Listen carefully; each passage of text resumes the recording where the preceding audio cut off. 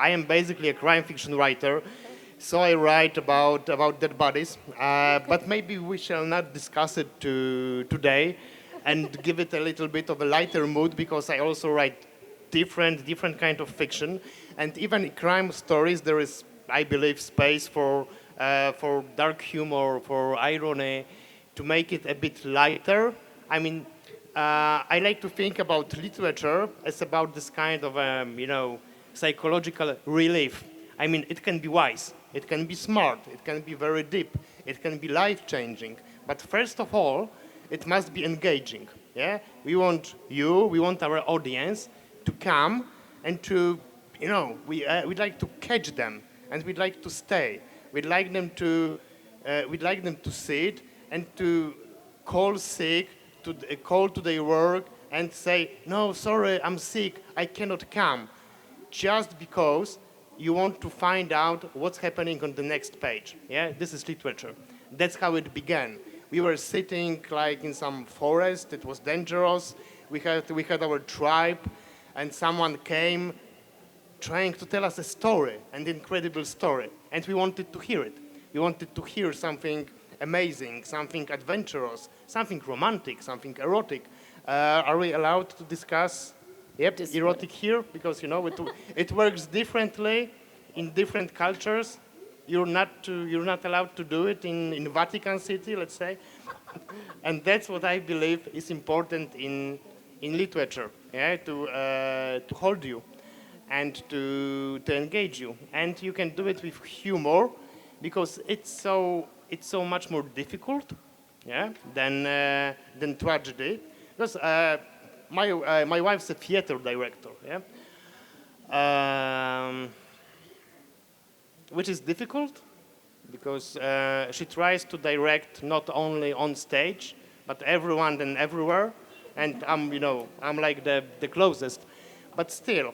And when you make a tragedy in theater, it's so easy because people just sit still, and you never know. Do they sit still because they are so moved, so deeply touched, or are they just bored to death? In comedy, you know immediately. I mean, comedy is so cruel. You cannot cheat. Yeah? You cannot make any shortcuts. I mean, it either works or not, and you know it immediately.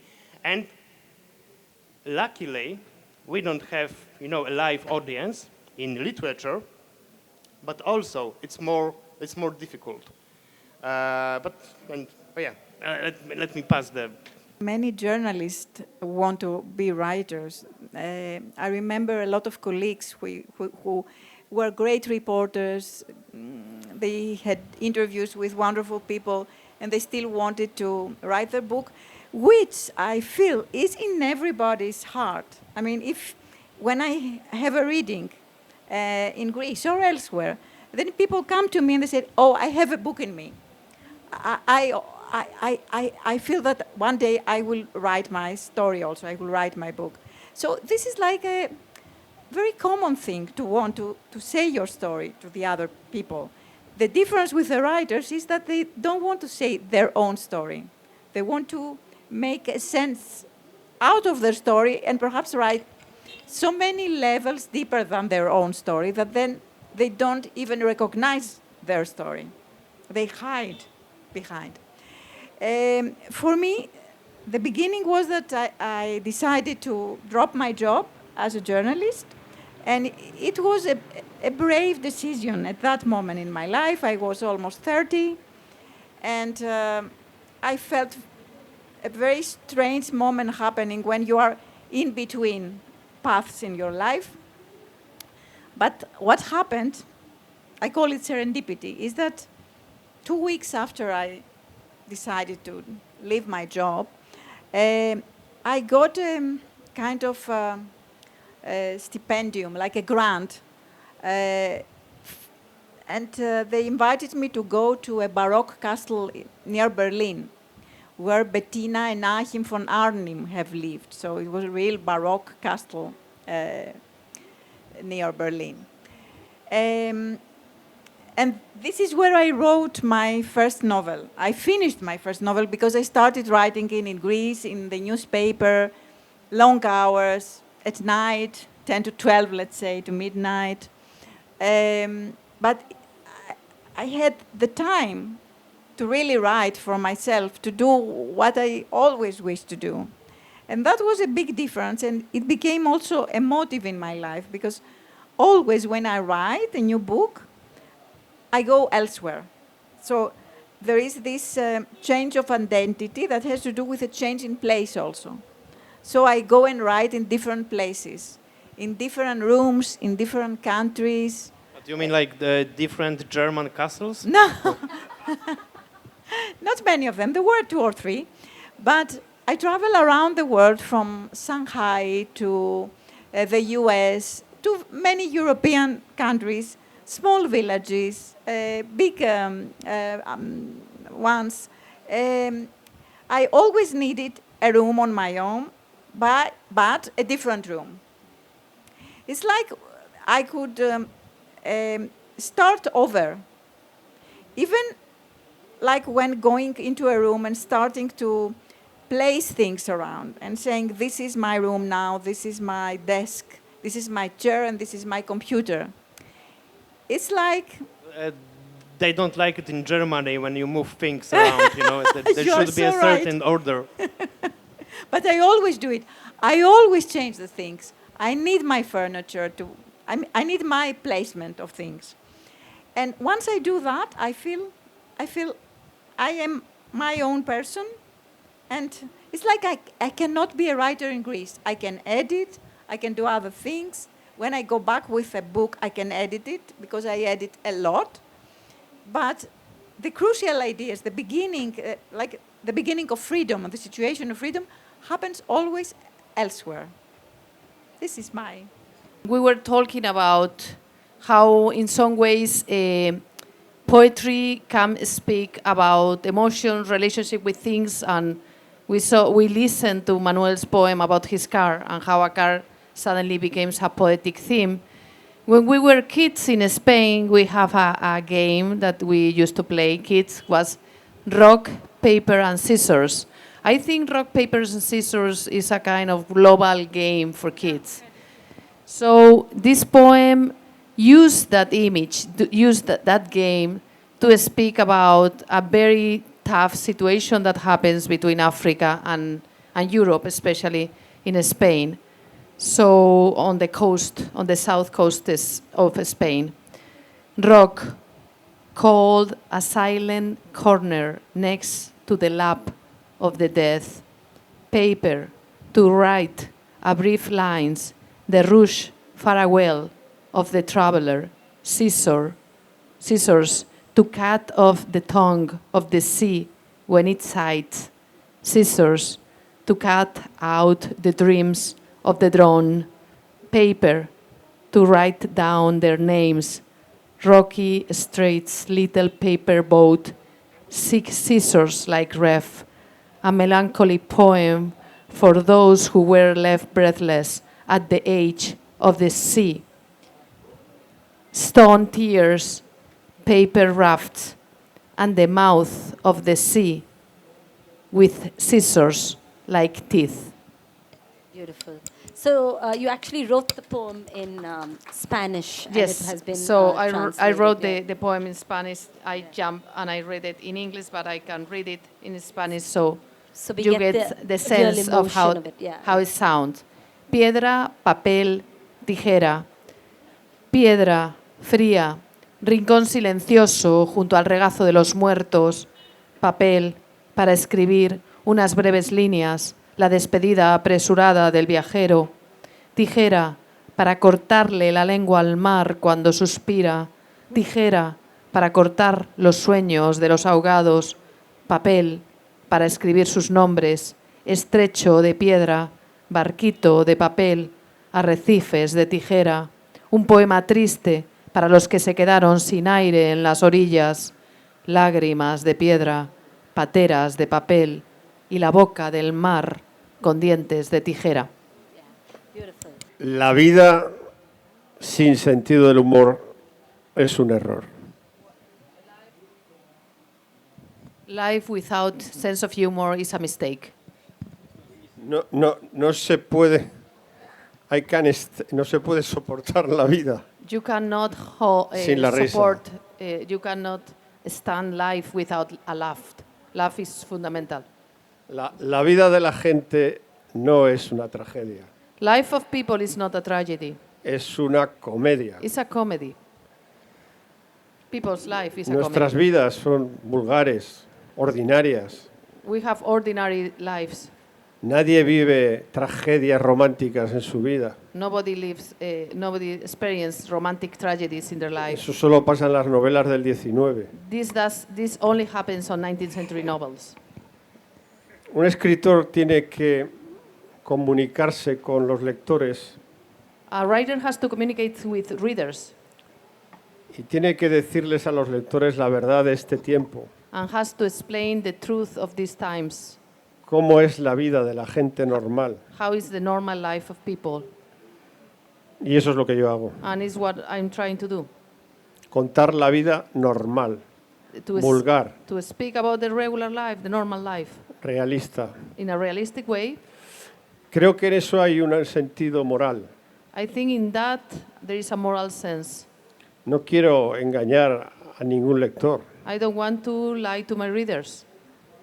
pero en la vulgaridad de nuestras vidas, On the simplicity, vulgarity of our lives, misteriosamente there is a mystery aparece where, la belleza where it shows beauty. So in this, y la alegría.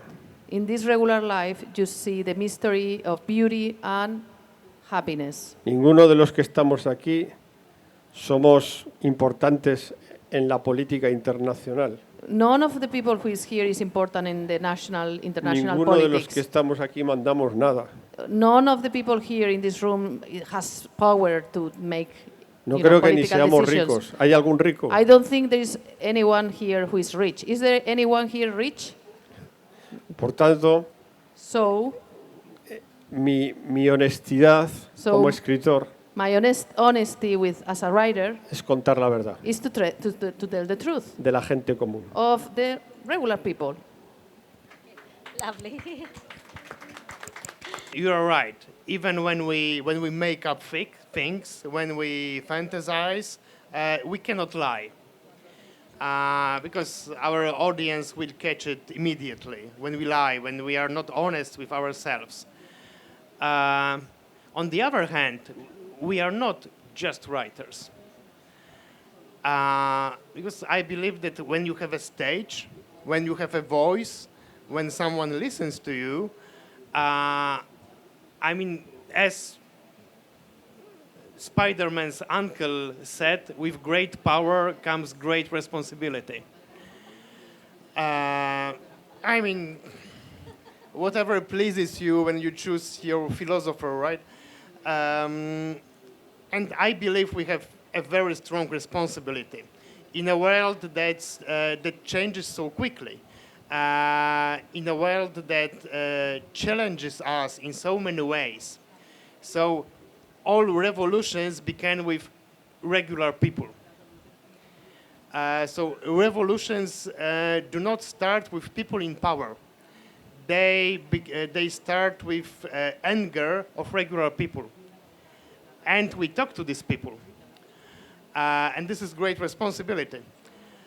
So I believe that also, of course, we have to be honest, but if there is something that we strongly believe in, I bet that we are supposed to fight for it, that instead of hiding behind our literature, we should use our literature as a weapon to fight for a better tomorrow. But Zygmunt, could you also talk about how you've been using humor in your writing? You know? Yeah. Yes, because first, this is more difficult, and I guess that we all like a challenge. Yeah? And then I believe that, I don't know, I'm like 50, and I remember when times were simple. So I didn't have to think about everything. So for me, choosing what I eat was only a matter of taste. Yeah?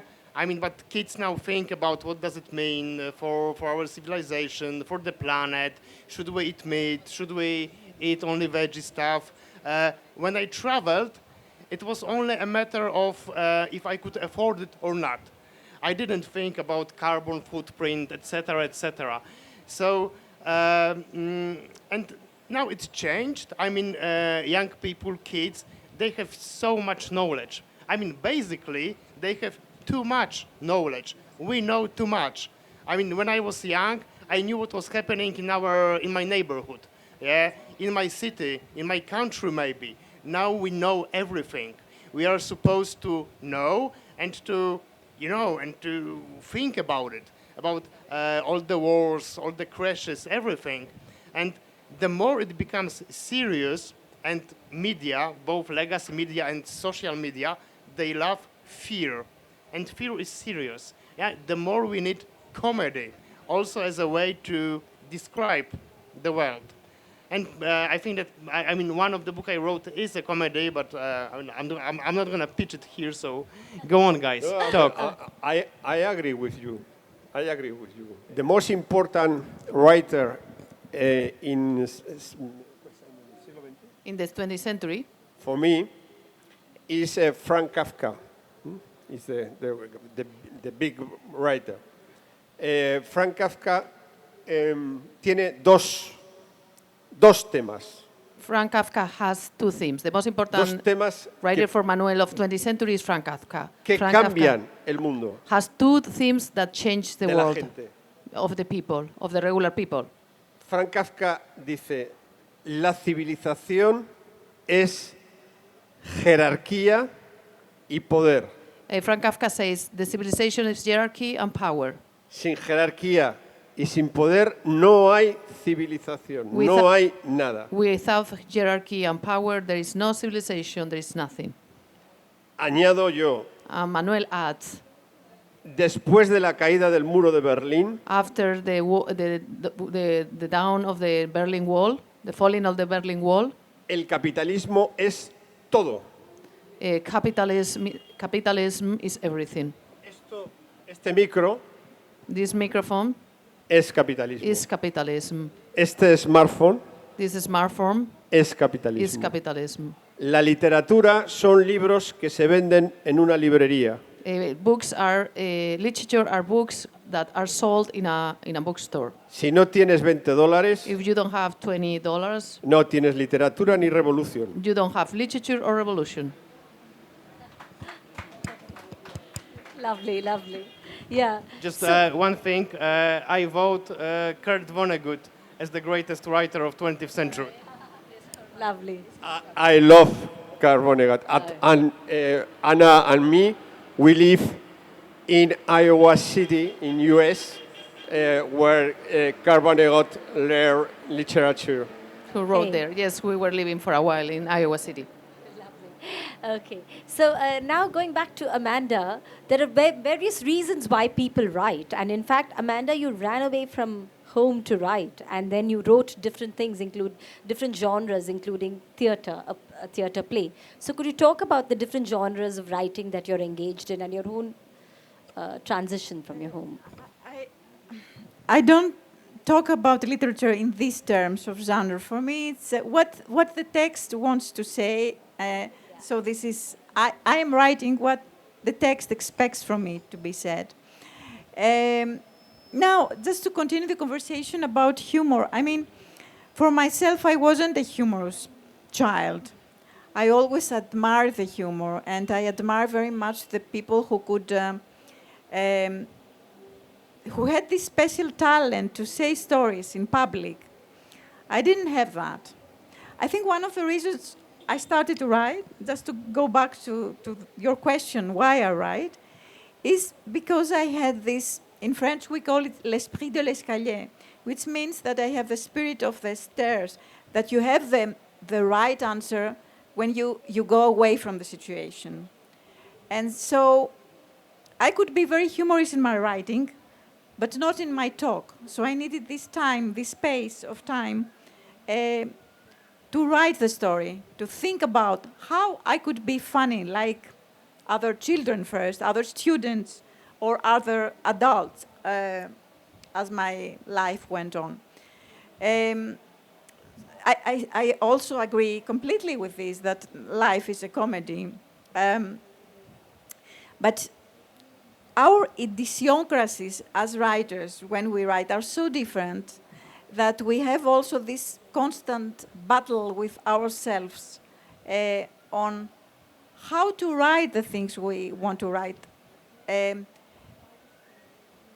without getting very far away of ourselves, and in the same time getting very far away. So it's like a double movement, away and back to yourself, which is for me the writing. For me, the writer of the 20th century is Virginia Woolf, just to bring one of my favorite writers in the discussion, and also a woman. One of the problems of my generation, 50-something, is, and I remember this still as a young woman and still today, that when there is a discussion about writers, it's like we talk about male writers. We forget the women. And even if we love women writers, sometimes I see, these articles in the newspapers, and they have black and white photos of men writers. Women are not there.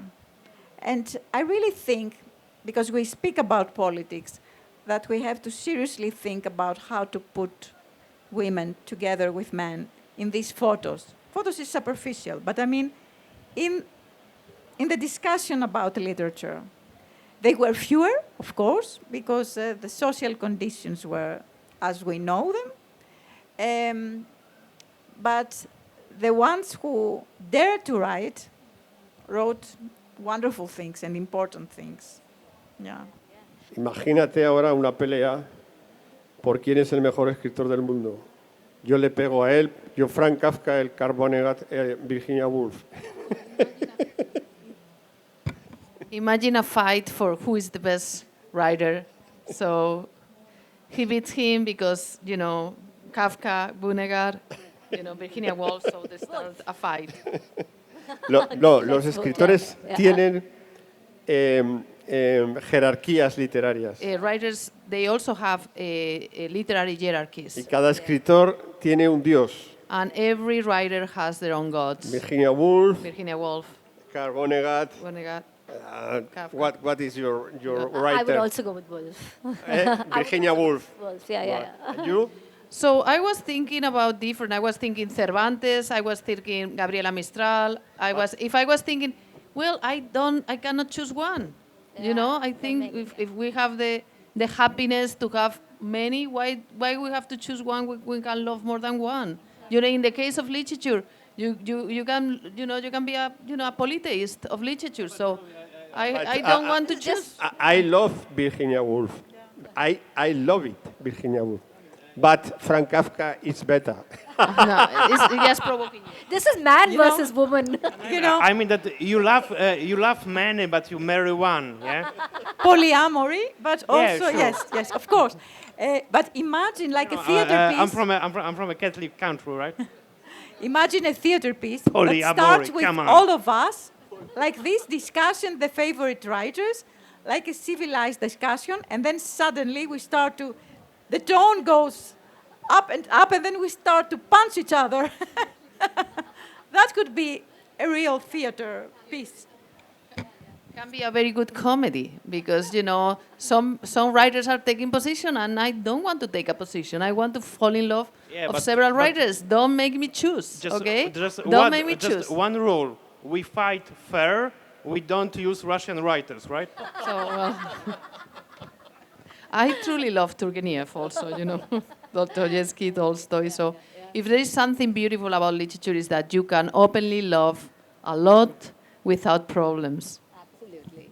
And so why do you write, Anna? So what actually brought you to writing? So and why do you write? Okay, I think writing is part of I grew up in a family of writers. My family is very well-known writers. So books were everywhere in my house. So I was a very lucky kid growing up in a house full of books. Not everyone has that privilege. Having a books close to you and being able to read since you were a very little kid is a privilege I enjoy. My father has a great collection of books and also a great collection of comic books. So that's the reason I became a scholar in comics. My PhD dissertation was on comic books. So was something natural. And I was also a very imaginative kid, so I wrote diaries, a lot of diaries. And I was a lady who fall in love easily, so I wrote a lot of love poems since I was a very young age. So it was something natural on me. Lovely. And then you met So Manuel and fell in love with him. Yeah, and Where then was 10 that? years ago in a book festival, I met Manuel and I fall in love. So I choose my writer. Ya, Elegí a mi escritor. I write. I write because I want the people love me. So he was, yeah. Not just me, he wants everyone to love him. So So, Manuel, how many people are in love with you? We spoke about it. We are all rock stars, right? I mean, deep inside, even if you are just writers sitting alone, we want to be rock stars. We want to be loved, admired, and have our audience. I think every person wants that. It's just that artists admit it, or perhaps in indirect ways, but they still talk about it. I think this is a basic human need to love and be loved, isn't it? I mean, who would raise their hand here and say, I don't want to be loved? No, I want to be hated. So, how many love letters do you receive for your writing, Zygmunt? Well, none, because I'm happily married. But yes, I mean, if you ask why I write, yes, so I wanted to be rich, famous, and be admired by women. And now I know that with literature comes no fame, no money, and I'm married and I have a dog. So tell me, what went wrong? I mean, what was the turn that I missed? And also, why we write? I mean, correct me if I'm wrong. But I think that writing usually originates from being a very lonely or sometimes afraid child. Yeah, and suddenly this make-up space of fiction is the only space that we feel safe. And it shapes our brains in a specific way that allows us to create fiction. And then we turn it into profession. And of course, this need of being admired, it also resonates with lonely children. I mean, sometimes I think of us as of these kids, that have this drawing of a flower, and it's not really pretty, and it's the lines are not straight, but we want someone to say, yes, this is a beautiful flower. We love you. Thank you. So now is the moment to go back to Virginia Woolf and remind you of her own room. So yes. So we all need this kind of room, as you call it. And I think writers, I agree completely with you, are lonely children, sometimes very sad children, and they find this space, this safe space, the room on their own, when they can be admired, as you said, happy, and free also. And when I say free, I mean also free from judgment of the others. The judgment will come after the book is published, but there is this blessed moment when you think that you are the creator of a small universe.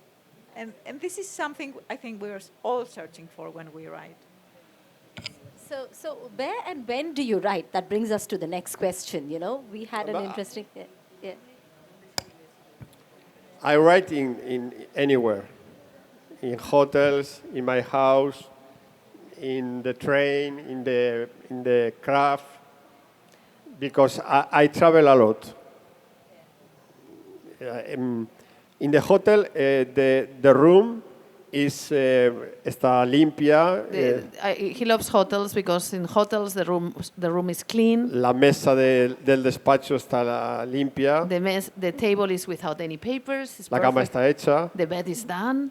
En mi casa, Bueno, in my house, la cama está deshecha. well, Hay un montón de libros encima de la mesa, no hay sitio para escribir.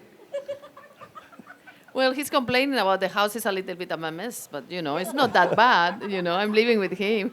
You arrive a hotel in the room, it's clear, it's todo clean, it's clean. Well, the house is clean. He's not clean. clean. No, Make a difference. My house. And, el espacio está, las ventanas grandes. The window is big. Puedes tener una habitación de hotel mejor que tu despacho en tu Okay, casa. he says that he can have a better hotel room than your space in the house for writing. Influye el sitio donde estás. There is an influence of the place where you are. Si estás en una habitación horrorosa, If you are in an ugly room, tu literatura es horrorosa. your literature is horrible. So you need a nice room to write.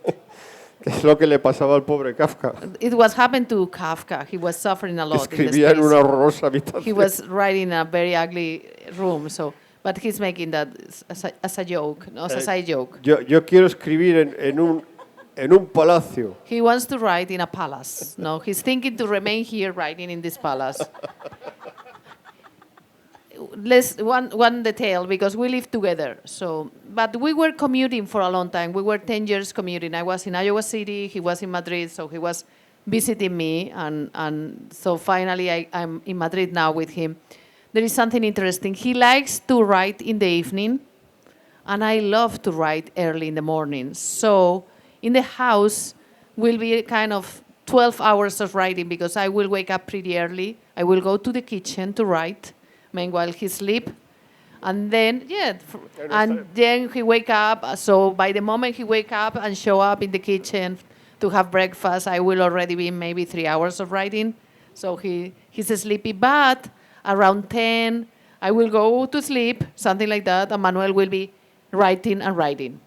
En nuestra casa, dilo, tradúcelo. Our house Es una lucha is a fight entre tus libros y tus papeles between my books and my papers y los míos. and his books and his papers. So there's a fight. Ella cada día avanza más. I'm taking over. Y cuando no está, cuando se va, and yo when I am away on a trip, avanzo más. he takes over the house. Es una pelea por ganar espacio en la casa. That's a fight for gain space for writing in the house. So now we are sharing the hotel room, like trying to write. That's a good choice. And where are you writing? Amanda writes everywhere, but then...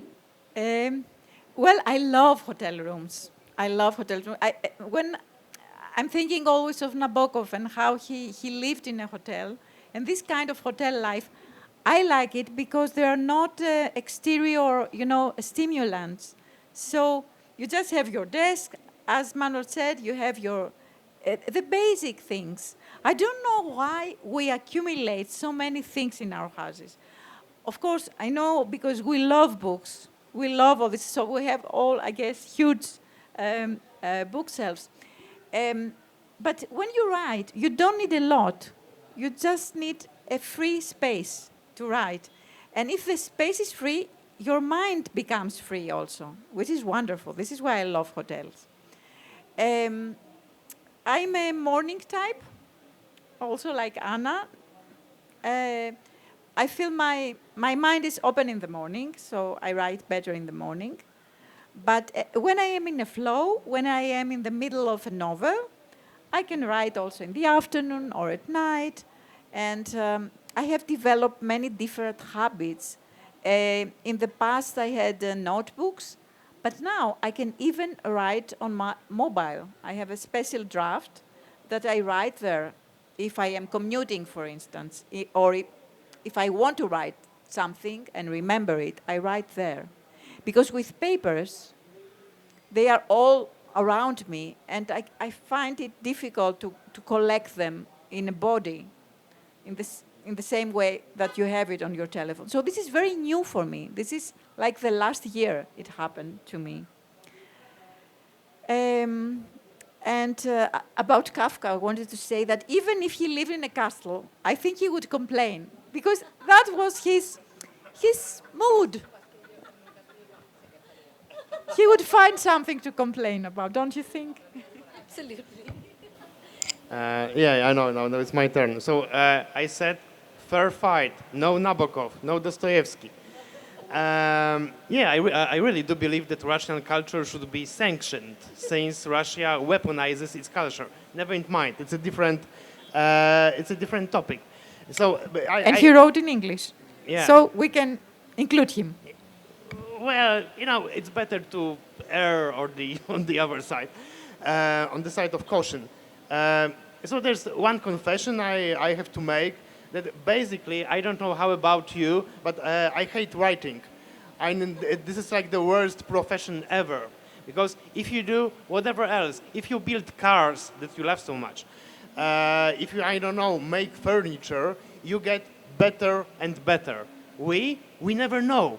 Because we write a sentence and we think, maybe this is the last sentence I've managed to write.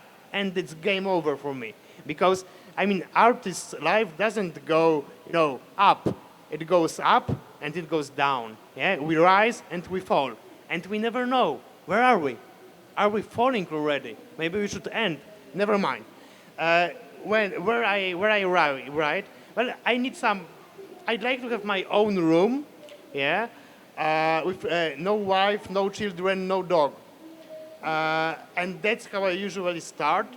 Writing at home is a nightmare because your mind tries to escape. And at home, there's always something to do. So when I write, I make 3 dinners for me, for my wife, for our kid. Because I can, because this is an excuse not to write. Maybe laundry, maybe I walk the dog. Yeah, maybe I do something else. So I think that what we need most as writers is some empty space. Sometimes you answer one email and this day is ruined. It's a nightmare and no one gets it. And everyone calls us all the time because we are writers and we always have time for everything. And there's another question that you mentioned. Not only where I write, but when I write. Because I can see that writing in the mornings, it's difficult, but the writing is usually good because we can be critical, we are not tired. And I can see that my characters are more energetic. They're like, getting horny, making laugh, yeah, because it's 10 a.m., like best hour to have sex. When I write in the evening, they're hangover, moody, tired. So it also matters. So does that really bring us to the question of whether a writer is meant to be alone and not have relationships and families? I don't know, I'm just wondering. So it's just one sentence. Well, yes. We have friends, we have families. We are very social people sometimes. But this is what a stupid profession it is that you cannot really discuss it with anyone. You don't have colleagues from work. You cannot flirt with someone having coffee during lunch break. You just have this... Only with your heroes. Yeah, just 10,000 pieces of jigsaw puzzle mixed in your brain, and there's no one you can explain it to. And even if you try, they never get it, and you just get angry. Can I add something to this? Writing involves also a lot of non-writing. So there are silences. There are times that you want to hit your head, bang your head, and this is also a part of the writing life. The abyss, the darkness, the hours that you don't work while you work. It's very difficult to explain this. For instance, for me, it's very difficult to explain this to my family. I could never explain this to my father and my mother. You talked about disturbances, for instance. I didn't, I wasn't brought up in a family with books and bookshelves, so they never understood what I was doing. So I could never explain why I couldn't stop doing what I was doing when what I was doing was nothing. So only when the book came, they understood that I was doing something. But these mixed up people, they really don't understand. And as you said, they're very puzzling, and you cannot discuss it. Only in panels you can discuss it with fellow writers and feel that you have like a communal feeling with other people. It's right. Yes, yes. Te traduzco. Sí. Imagínate Imagine que a un escritor that to a writer, su familia le dice, sí, their family say, yes, vete 6 meses go away 6 months a un retiro, to a retire, una to casa a en house, to el whatever, bosque, in una the maravillosa, forest, to a wonderful para place escribir tu novela. to write your book.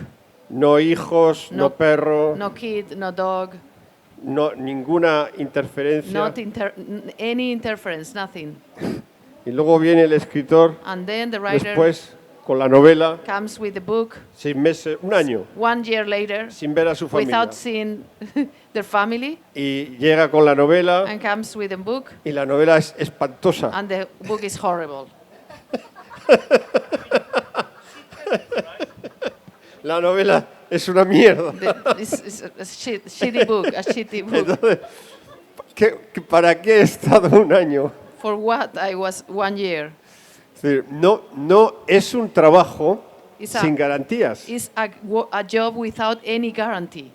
No hay garantía de que vayas a escribir un buen libro. You never know if you are going to write a good book. Este es el peligro. That is the danger. Lovely. Yeah. So ours is not to question why. Ours is but to write and die. Is that what we're saying? We have time for one question. It seems like, the way you said it, it's very simple. And I think all of us in the room just can start writing. But how do one start writing? If you can just share. What are the tips? I think when you write is something joyful. I think later is the pressure when you have the adding experience of looking for a publisher, looking for the market or all these other things around writing, the critics, the selling of books. That is what gives you the pressure. But the beginning of the sensation of writing is a pleasure one. Is when you go overcritical. Think about when you start writing, and now there is another component, but other components are because, okay, you are growing, you are feeling the experience, and you are adding the other emotions belong to that. But in the pure sensation, writing is pleasure.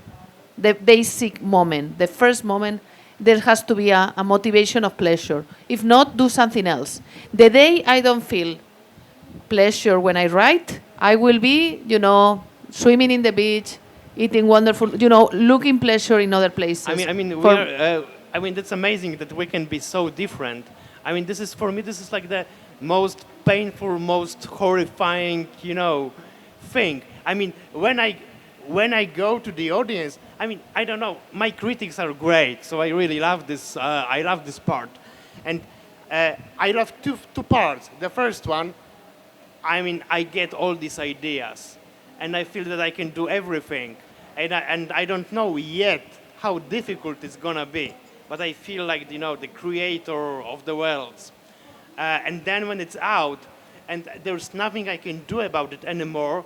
It's such a great relief, such a great pleasure that I don't have to write a single bloody word anymore for another year.